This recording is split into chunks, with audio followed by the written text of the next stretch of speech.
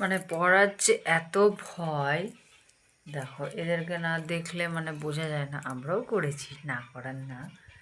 দেখো পড়তে বসতে বললাম, বলছে মা মাথা ব্যথা, মাথা ব্যথা হলো, মা ভাল লাগছে না, শরীরটা কেমন কেমন করছে, একদমই ভালো লাগছে না মা, খাবার ইচ্ছা করে না, এরমভাবে বলে আমাকে। আর দেখো মানে পড়তে বসেছিল, যে ব্যাগটা বাইরের আমি এক্ষুনি রেখে আসলাম। তো যখনই পড়তে বসে তখনই কিন্তু ওর অনেক রকম বায়না, মা এটা ওটা, মানে এত ফাঁকিবাজ, হিসাব ছাড়া এতটা মনে হয় আমি ছিলাম না। মানে আমার মেয়ে যতটা ফাঁকি দিচ্ছে, ওভার স্মার্ট বাচ্চা। আর এখানে যে কি বকগুলা খালি ক্যায় ম্যায় করে যাচ্ছে, এই যে বকগুলো।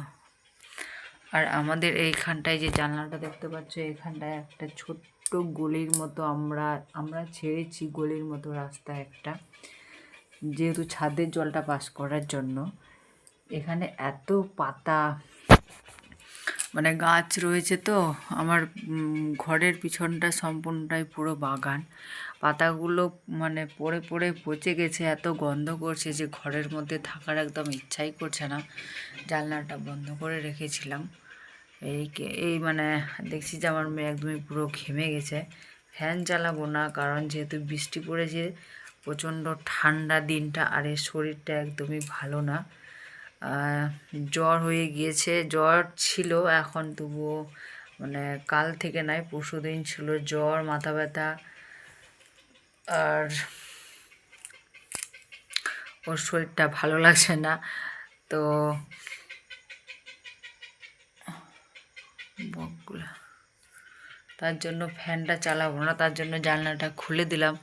আর এত দুর্গন্ধ আসছে, এই যে মানে পাতাগুলো যে পচে গেছে। এখানে কি বলবো, এখানে মানে খুবই জায়গা ছোট, মানে অল্প জায়গা যেহেতু ছেড়েছি, তো মানে ওখানে ছোট বাচ্চা ছাড়া বড়, যেহেতু মোটা মানুষ থাকলে তো আরও এখানে মানে যে ফাঁসতেই পারবে না, খুব কষ্ট হবে।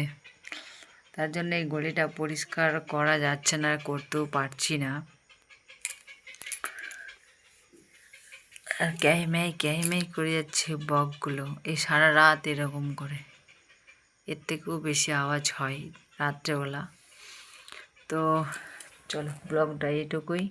এই যে দেখো ঘুমিয়ে গিয়েছে, কিছু বলার নেই, শরীর খারাপ মা, কিছু বলার নেই। টাটা সবাইকে।